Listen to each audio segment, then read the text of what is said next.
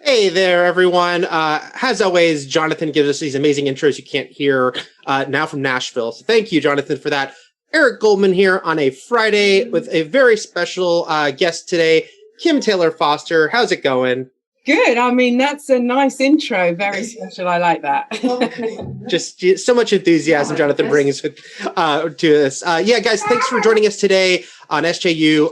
It is a Friday, and for Kim, who is over in England, it is Friday night. So I want to thank you for, it's literally kind of like dinner time for you right now. So thanks for being here. I promise not to fall asleep. Excellent. In Thank you. Pasta.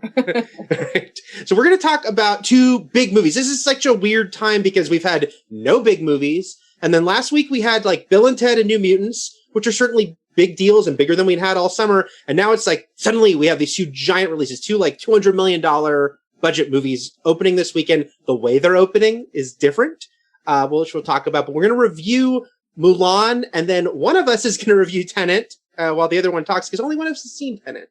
But let us start out with Mulan, which of course is Disney's latest in what it seems to be a never-ending series of remakes of movies that they did animated versions of, which, you know, have been critically received both positively and negatively. Box office-wise, though, they've made a lot of money, with a couple of exceptions like Dumbo. But last year, Aladdin and Lion King both broke $1 billion. So now we have Mulan with Nikki Caro directing it, acclaimed director, supposed to come out in theaters in the spring. It's now instead being released mostly on Disney Plus, where you have Disney Plus. Some places will still get in theaters. After all that and a couple big delays, it's finally here.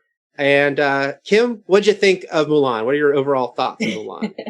Well, I mean, I'll start by saying I like that it felt quite adultified to me. And I like that they did that. They've moved away from kind of copying to, with this film, to making it, different and kind of worthwhile, existing as a live action movie in its own right, separate from the animation.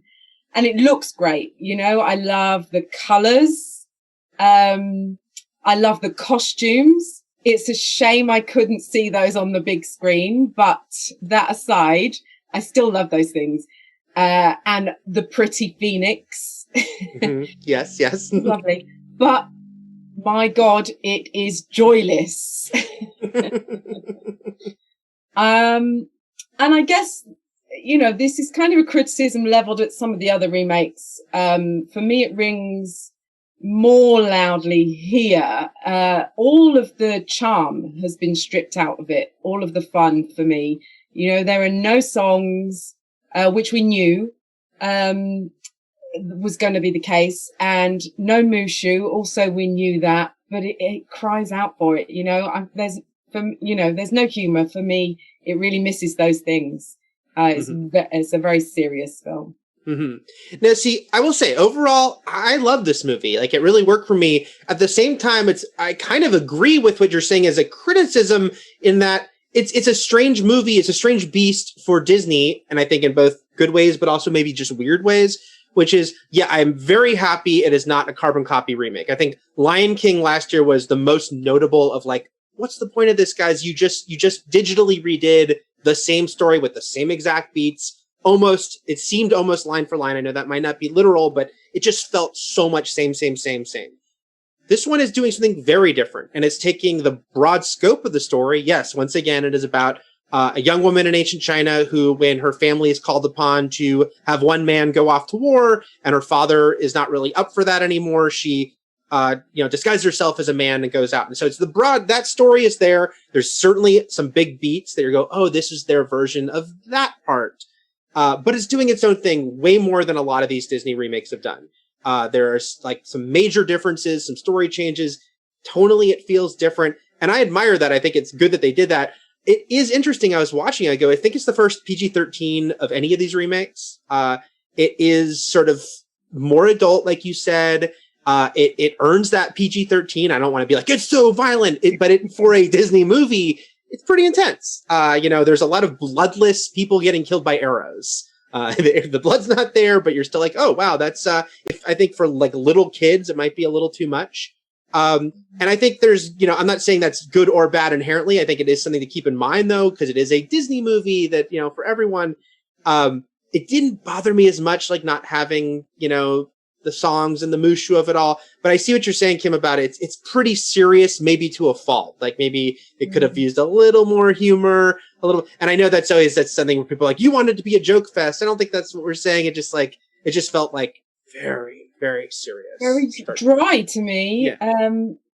I guess. And I actually immediately after watching it, I went and rewatched the animation, and kind of sighed and kind of sank back into my armchair. Not that I had it wasn't an armchair. It was on the bed, I think, and thought, this is what I want. This is what I wanted. So, I mean, I guess that's one good thing. It encouraged me to go back and rewatch it. So right.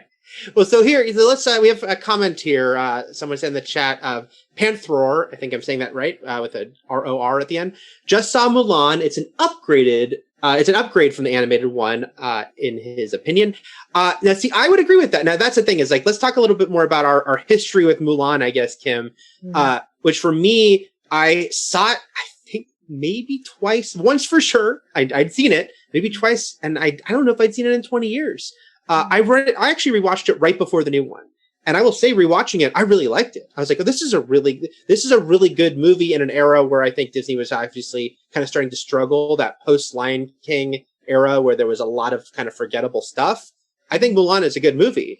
But that being said, it wasn't like one of my favorites. And when I watched the new one after, I thought, this is hitting more for me. This is getting me I do think the kind of emotional, like big, what they've like earned, what they've worked for moments hit harder for me in the new version.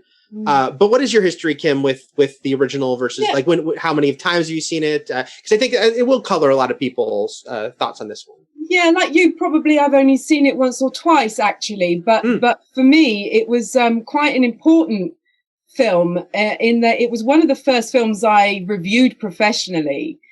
And I'd gone through a period through the 90s of not being into the Disney movies, watching them, being interested in them, and then picking this one up. It was like, oh, this is what Disney animations are now. Right. And as a woman, it was an empowered character that I was watching, and that kind of resonated with me. So that's my history with it. It's quite important to me, I suppose, as a film.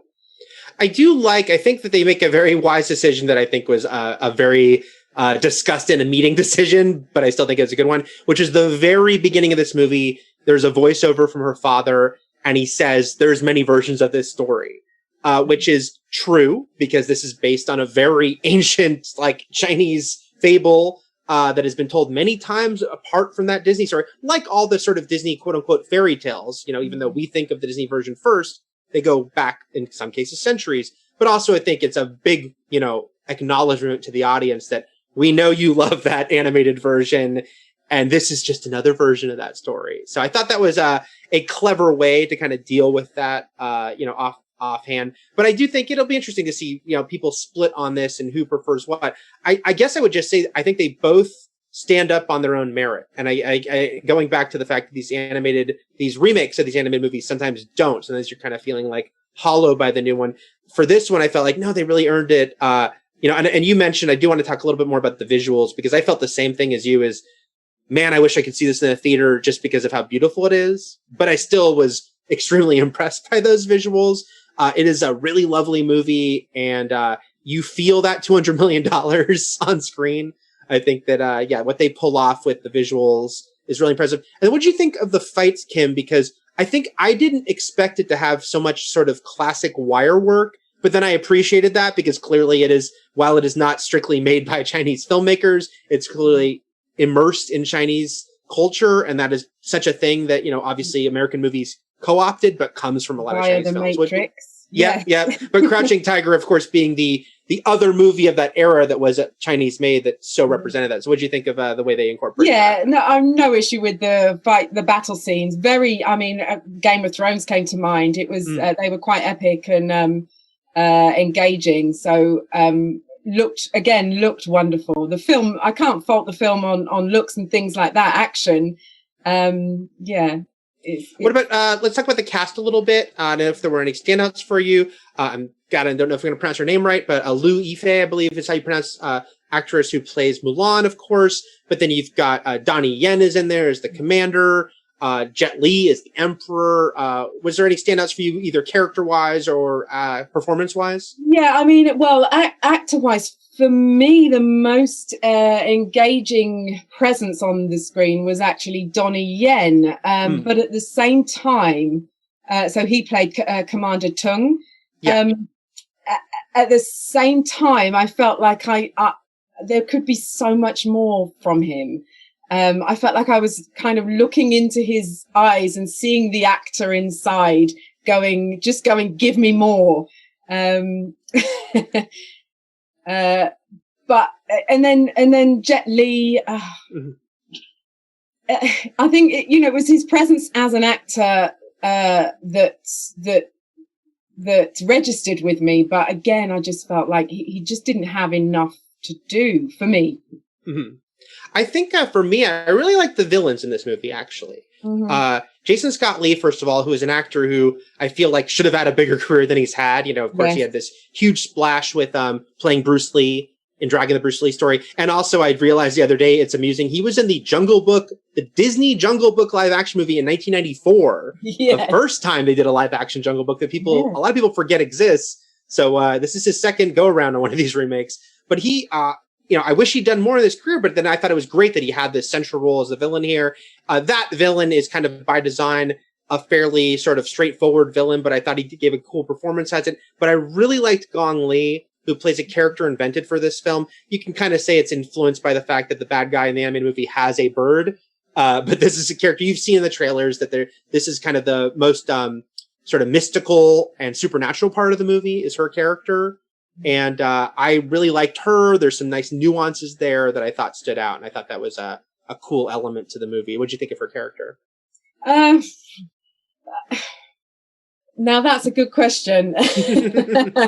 Yeah, she was cool. I guess she was pretty cool, but for me, quite generic, I suppose. I did like the dynamic between her and Mulan. Right. So a couple more comments here. First of all, 1/4 Canadian just says hi, Kim. So I wanted to pass that on. I wonder what the other 3/4 are, 1/4 Canadian. Oh, tell us. All right. And then May Caber asks, the best Disney remake by far, this is them saying, is Jungle Book. I'm assuming they mean the more recent one than not the 2004. And I've yet to be impressed by any other remake. Where does this land in the remake rankings? So, Kim, for you, amongst this past decade, so let's leave aside Jungle Book, the 1994 and 101 Dalmatians. This past decade, where does this stand for you? Oh, it's way down for me, I think. Sorry. My favorite is Beauty and the Beast, controversially. I know we had a conversation off camera about Beauty and the Beast, but I think that was better than the original animation. Mm-hmm. Don't at me. And so this is on the low end for you then? Yeah, yes. Gotcha. Yeah. Oh, I'm sorry, what you're saying? How about you, Eric? For me, first of all, I do want to say this aside because, yeah, as Kim mentioned, I also am pro Beauty and the Beast live action, which I know some people is a polarizing one. But it wasn't one of my very favorites. I just liked it. I will say this is my favorite with a caveat, which is, yeah, this one. And I think this and Jungle Book are the two that kind of stand out the most for me because they feel we're really doing something different. We're taking this core of the story, but we're making our own stamp and kind of expanding some things and changing some things. I guess both also kind of took away the musical element, although Jungle Book snuck it in. They got a couple songs in there. I do say that people kind of sleep on Pete's Dragon, except the caveat is Pete's Dragon is a remake of a movie that was a hybrid already of live action and animation, and so is the remake. So I can see why it's not quite grouped in, besides the fact that it also bombed. But Pete's Dragon is great. So people should check out Pete's Dragon if they haven't. But of these strict, fully animated movies in the past that they've now redone, mostly in live action, Lion King was not animated, guys. I mean, it was not live action. Mulan is my favorite so far. So yeah, it's I am curious. I think it'll be interesting to see the different reactions to this one because it is so much tension. Before we move on from this one, I actually have one more question. This aimed at you, Kim. Paula. Sorry, I'm not sure I'm pronouncing your name right either. Shock, perhaps. How did Kim feel about Mulan's journey in the film? So Mulan specifically. Honestly, I couldn't care less. I was that disengaged. Come on, give me some funny lines. Give me some of the verve that she had in the animation. That's how I felt. Does that answer the question? I think it does. I did connect to it. And I don't want to be like, I don't want to argue like, oh no, this was super deep. It's a traditional story. It is this movie, I think, especially this live action version of Mulan feels very sort of superhero because I mentioned, while yes, there's only one character who's strictly supernatural. The fact that they do the wire work lends it this bigger than life thing where it's like, they don't explain it. It's the wire work. Like you see in Crouching Tiger, those movies where people, when they fight, can run on walls and can kind of defy gravity. But it does give Mulan herself more of kind of a superhero edge. And so, yeah, it's interesting, Kim, because yeah, I don't want to be like, oh, she's so nuanced. Oh, she's so layered. She's not, but what they were telling, this sort of broad strokes, grand journey worked for me. And I got teary eyed at the end. It did get me. And I think a lot of that is the spectacle of it and the presentation and the beauty of the imagery and the music. But what they were selling, I was buying, even though, yeah, I'm not going to be like, oh my God, they had so much great specific little moments. It was interesting. Sorry, Eric, to cut in, but it's just struck me that it's interesting that you say about the supernatural superhero element. Sorry, and the way they handled the moment when, and I don't want to spoil anything, but Mulan gets pierced, shall we say? Yes. Is quite enigmatic, and I'm going to leave it at that. So, yeah, I know what you mean. Yeah, it's a broad strokes movie for sure, and I can see how like people will be on. Well, obviously with you and I can be on the different sides of like, do those broad strokes do enough? For people, and for me they did. But I think that's just kind of like the whole sort of scope of it and what they were doing, kind of telling it in this fable way, worked for me. But I can see why, that you and I think some other people might need some more specifics on it. Now I think I know your answer to this question, Kim, but I think it's the big one with Mulan because Mulan is of course being released, as we said, mostly on Disney Plus if your country has Disney Plus, in theaters in some places like China where they don't. Is this movie worth $30 US on top of your Disney Plus subscription? In a nutshell, no. I'm shocked. Watch the original again. And I would say I think it is worth it. I think so. Of course, someone tweeted me this the other day when I tweeted something positive about the movie, like, is it worth $30? And I said, look, my answer is if you have two people in your house who want to see it, yes. This is me going by. I live in Los Angeles with some of the highest movie ticket prices you can find. So for me, $30 is 2 tickets easy, and that's before everything else. I'm like, if you have 2 people in your house who want to see it, then it's worth that $30. Or even if you live by yourself and you're just like a big movie person who wants to kind of check out something, I think it's worth it in so much as like, besides the fact I did love the movie, so obviously that changes everything. But I do think it's like, you see the money is on screen. The reason, I understand why people are having some reactionary, how could you charge us on top of this? But of course, it's all this insane situation of a movie they spent $200 million on that was supposed to be like one of their biggest releases of the year. They hoped would make $1 billion, is now coming out in the middle of a global pandemic. And they're trying to pivot in the moment. How can we make this a special event still and make some money? So to me, it is worth it because I like what it was so much, but also because I think, yeah, if you have a couple people and you would go to the movies regularly anyway, you will get your money's worth, even though, of course, I think you and I both, as we said, agree. This is a movie meant to be seen on the big screen that unfortunately we can't see on the big screen.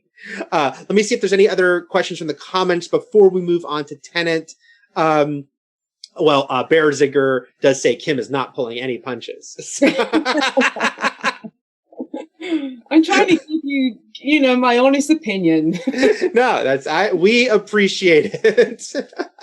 So two very different sides of the coin here for Mulan.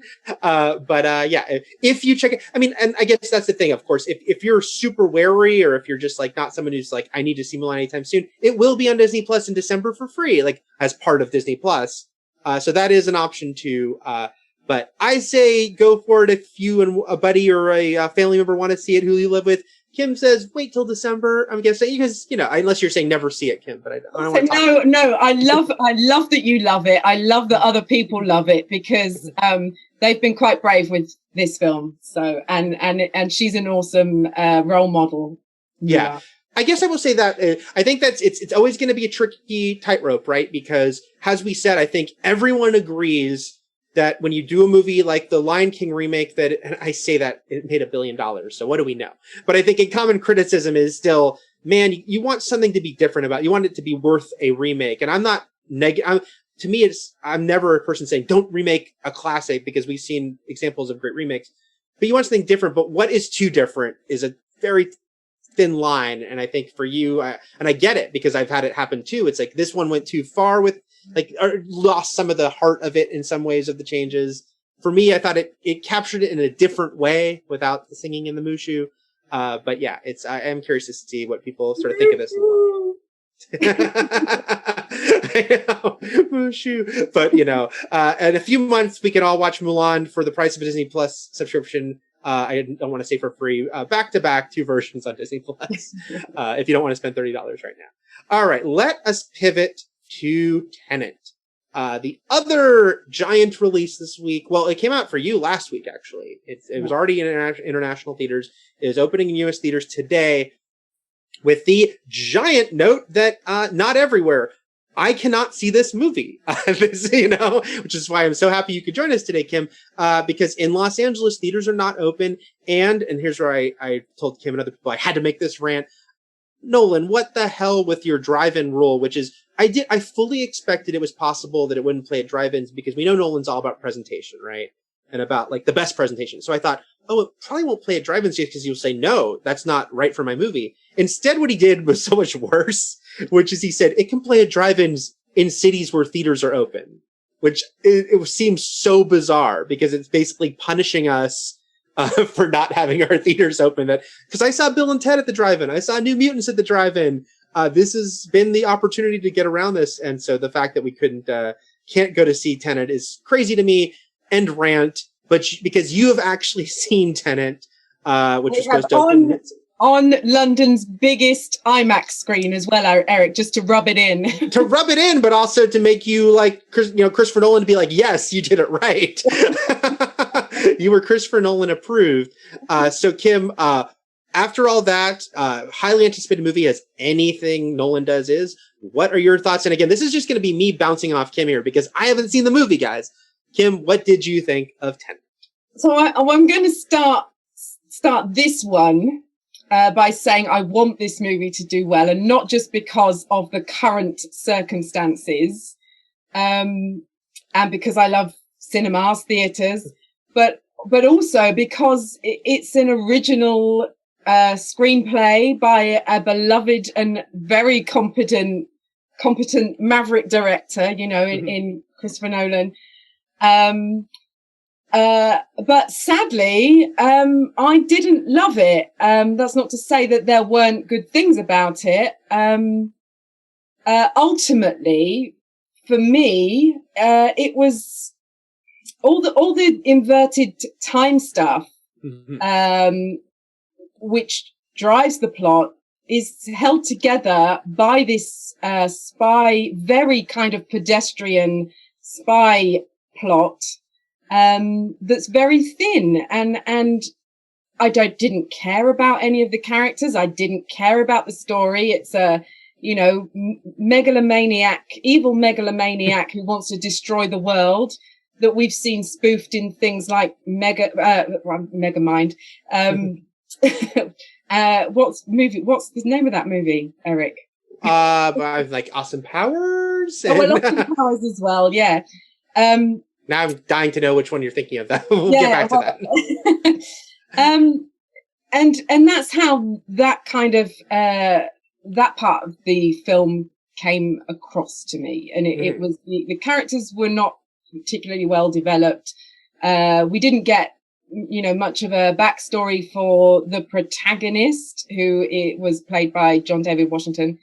Who we should clarify is called the protagonist. You're not just using that term. That is his actual character name. Thank you for clarifying that. Which plays in a little bit to my theory that this film is potentially deliberately kind of a critique of modern cinema, but I'm not going to go down that route. That's for another day. But yeah, and there was this weird kind of with all the characters and the casting, a kind of a disconnect in the way different actors were approaching the acting. You had like Clémence Poésy, if that's how you pronounce her name, who was doing a very naturalistic style, and then you had Kenneth Branagh, who was hamming it up, chewing the scenery as the villain, and John David Washington somewhere in between, and it kind of sat oddly, and I'm not sure why. Yeah. Now, it's interesting what you say about like sort of the pedestrian spy story, because, for instance, like I'm a massive fan of the Mission Impossible movie series.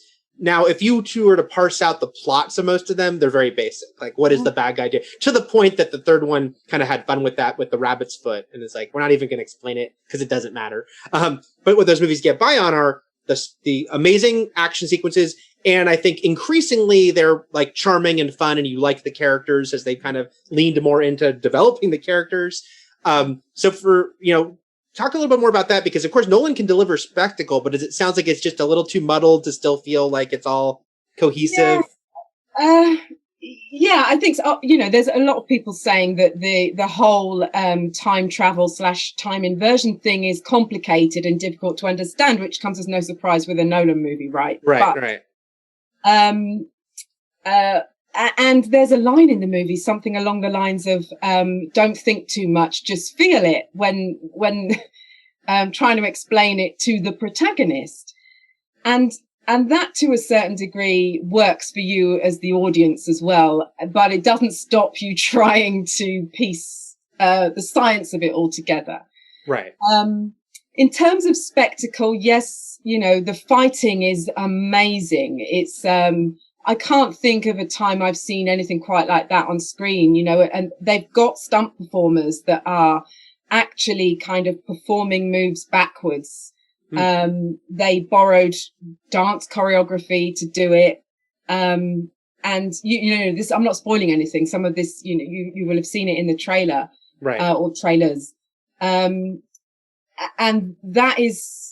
that's quite incredible to witness. It's not always easy to tell who's fighting forward and who's fighting backwards.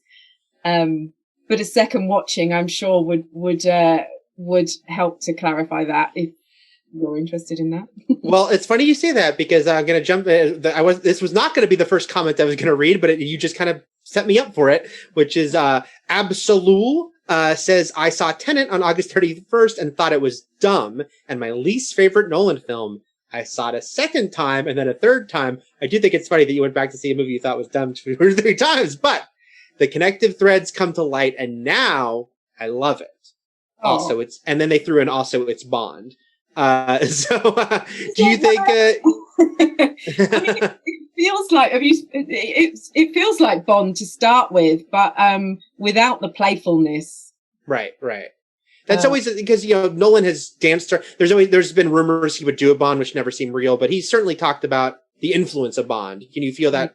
And I think you can see it in his other movies, but here does it play even more strongly? I mean, it is absolutely the kind of Bond film we would have got had Nolan directed one, for sure. And he talked about recently, which we wrote about on Fandom actually, his love for the Spy Who Loved Me, the Roger Moore Bond film, right, and the impact that film had on him as a kid, and he saw it in the cinema, the theatre with his dad, I think he said, and it's occurred to him that throughout his whole career, he's always tried to capture that sense of kind of jumping into the screen and being transported somewhere. And this film they shot in a ton of locations.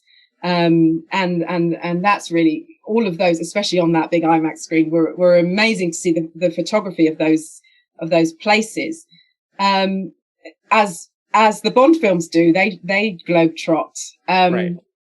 And yeah, you can see that scale in it, and the basic spy plot, but there's none of the playfulness, none of the fun. And especially those Roger Moore Bond films, which were very kind of, he was famous for raising an eyebrow and, which are very tongue in cheek.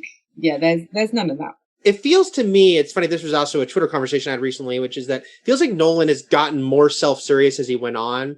Because if you look back at, say, Batman, well, Memento too, but Batman Begins has a lot of humor in it. Like, there's really fun stuff with, like, Bruce and Lucius and Alfred. And even Dark Knight, as dark as it is, it's like, there is darkly funny stuff in it from the Joker, some of the situations. But it seems in the past decade, he's really leaned into very self-serious in a way that I think now kind of people think of him all the time as. Does it feel that way to you? Does it feel like now he's kind of pivoted a little more into that? It does. This film certainly feels like that. I mean, what occurred to me was, I don't know, when I was at school, we used to have to write up our science experiments, very, aim, method, conclusion. And it almost feels like this film is a dramatization of one of those science experiment write-ups. Yeah, again, I used the word about Mulan, and I promise I don't hate all movies. This is very dry, again, very dry, for me. But right. Maybe when I've watched it 3 times, I might think differently. You never know. Now, I have to ask this question in the chat from Caleb Begley, Fun and Tech. I do like that full name, Caleb. Because this has come up a lot. I see this has become a debated topic I see online. Did anyone else who saw Tenet think the mixing was off? There were several scenes where I could hardly hear the dialogue. They mentioned that they saw it in CXD. I keep seeing people say this. Again, I haven't seen it to give my opinion, but was the dialogue notably hard to understand in this movie? Yeah, at times it was. I mean, it didn't occur to me that perhaps the mixing was off. I felt like it was an attempt to capture some kind of naturalistic feel. Particularly in the scenes when Clement's Poesie was doing her little exposition bits. Right. To make it feel more conversational. Those were the times I noticed it, but that's what I made of it. Yeah, I saw Matt Singer, who writes for Screen Crush, did a good article, I thought, about this. Because this is a weird Nolanism that, again, he's leaned more and more into as he's gotten, full... Again, almost no filmmaker has the control he has and sort of the power he has. We heard that basically they were going to hold Tenet longer if it weren't for him, but saying, I want it out ASAP. That this is the way he wants it with his movies. And this sort of overpowering sound effects, sometimes to the detriment of the dialogue, that's just how he likes it. It's funny, I bring up Mission Impossible again. I will never forget going to see Ghost Protocol in IMAX, where they had that Dark Knight Rises preview, like the whole sequence with Bane, where you couldn't understand anything he was saying. There was so much blowback from it. They actually had Tom Hardy do ADR, and when the movie came out, he sounded more, you could understand more, if not everything. But because I love Ghost Protocol so much, I saw that movie in IMAX like 3 or 4 times. And every time, because I was bringing new people, they'd look at me like, I can't understand anything he's saying. And that, at that time, was how Nolan wanted it. So it's an interesting thing. Like, he seems to see, again, and we talked about how he's all about the spectacle. He really wants his movies seen in the biggest screens possible. And so it seems like to him, it's like the experience and the immersion is above being able to understand the dialogue, which is interesting. Yeah, I think that's probably true. He says that for this film in particular, he was inspired by the M.C. Escher artwork, the endless staircase, that he used in Inception. But that was the biggest influence, this picture of the endless staircase on this film. Right. Here's another interesting chat. I think, are you trying to start a fight here in the chat? Devil could use it 27 because they ask, Eric and Kim, what do you think about Nolan fans' arguments to see his movies more than once to enjoy / understand them. Is that a fair argument to ask of people of a movie in general? I'll jump in here first just to say that I don't think it's unfair, and I think we've even had the conversation on SJU about movies it took you a couple times to like fully sync up with or see what they were getting at. But at the same time, I kind of think you have to present someone with something that is at least interesting enough to want to see a second time. Because if you're just like I didn't care about that, then why would you see a second time? What do you think, Kim? Yeah, 100% agree with you. But, I totally agree, totally believe in a movie that keeps on giving, gives you more every time you watch it. That's probably the ultimate, isn't it? But yeah, you want to engage with it on a level where you are eager to watch it again in the first place. Right. I know some people are with this movie. Not me. Right. I do feel, again, I can only go by what I see out there since I haven't seen it, and almost no one I know here in Los Angeles has seen it except a couple people who saw it in other cities. I feel like this one's splitting people, even his core fan base, a little more than other ones. It seems like there's hopefully a healthy, don't make it vicious, debate about this one that is driving people. John Bainbridge asked the question, he has a statement, but I'll ask you what you think about it, because it is a general statement as we're talking about Nolan. I always feel like Nolan's characters don't feel emotion, so they just explain what they think they should be feeling, like dispassionate robots. Do you think this is a general Nolanism, Kim? I do. I find most of his films quite cold. Because of the characters. Having said that, I am a big fan of Dunkirk, which I think is his best film personally. And I found that emotive and, engaging. I've used that word too many times tonight, but sorry, this morning for you guys. But I did, I love that movie. I would say that was did not fit that description. Yeah, I think I go back to, I do think there's a discernible difference between the Nolan of the last few years and the Nolan of the first few years, because I am a bigger fan of his early work. I love Memento unequivocally. I didn't quite love The Prestige as much as some people, but I really liked it, and I love the first two Batman movies he made.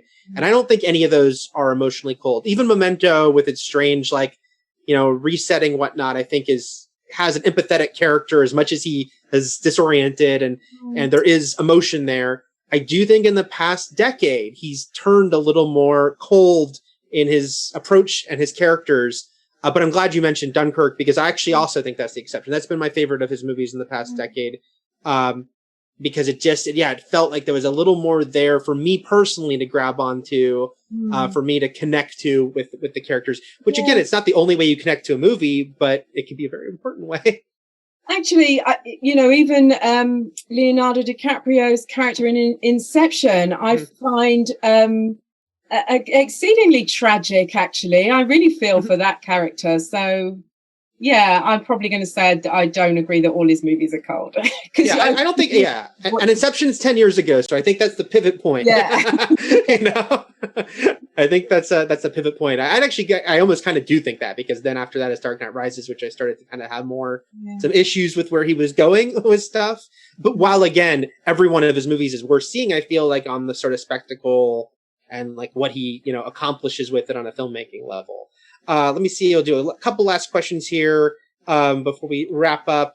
Holdley says, I think Kim's criticisms are very valid. We've been hungry for movies.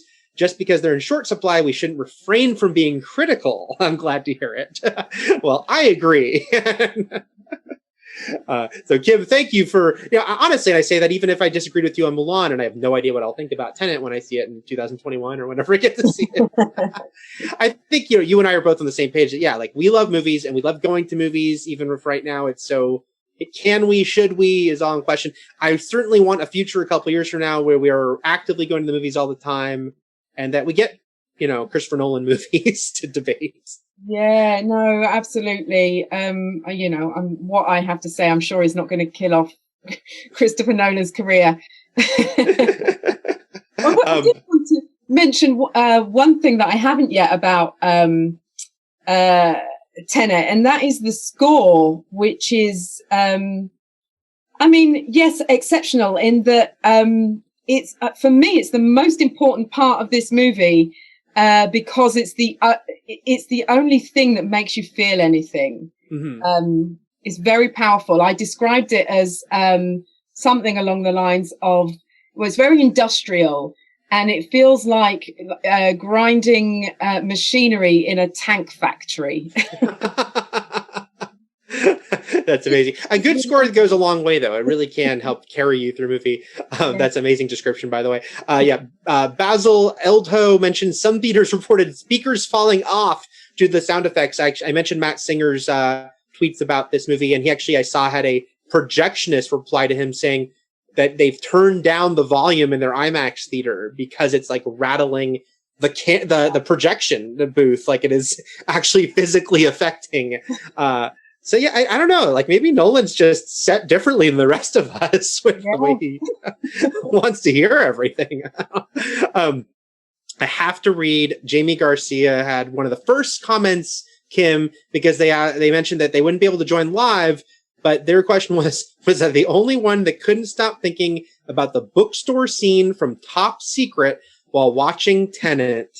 I've not seen Tenet again, but I've seen Top Secret many times. And there's an amazing scene in that film that they shot backwards to do a funny joke on how people discern Swedish.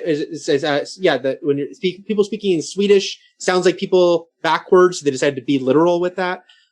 Kim, was there any Top Secret Tenet parallels for you? Not for me, but I love that you think that and that you've mentioned it, because for me, I don't know how many fans of Red Dwarf there are watching right now, but I could not get away from season 3, episode 1 of Red Dwarf called Backwards. That was exactly this.